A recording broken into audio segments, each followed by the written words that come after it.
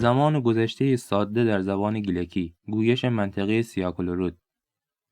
زمان گذشته ساده اشاره به یک عمل تمام شده در گذشته داره، عملی که در گذشته شروع شده و در گذشته به پایان رسیده. برای ساخت گذشته ساده در گیلکی به اول ریشه فعل پیشوند تصریفی ب یا بو اضافه می‌کنیم. برای مثال فعل گیتن در گیلکی به معنی گرفتن است. ریشه این فعل میشه گیت.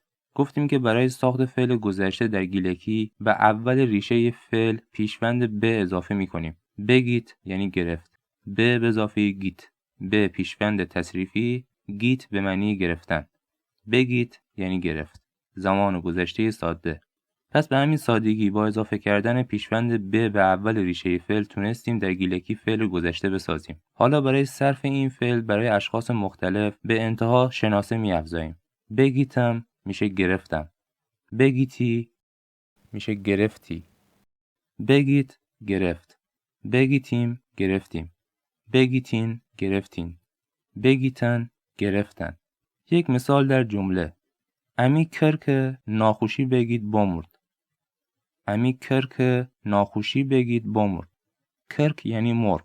امی کرک یعنی مرغ مارو. ناخوشی بگید یعنی ناخوشی گرفت. ناخوشی یعنی مریضی.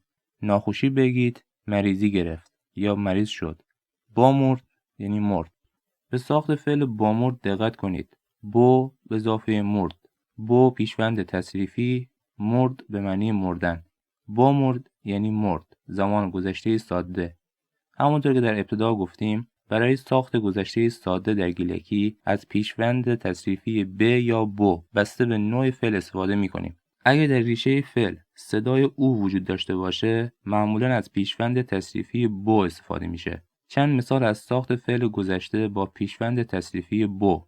فعل گوتن. در فعل گوتن در ریشه فعل گوتن صدای او وجود داره. به همین دلیل برای ساخت فعل گذشته از پیشوند تصریفی بو استفاده میشه. بوگوت یعنی گفت.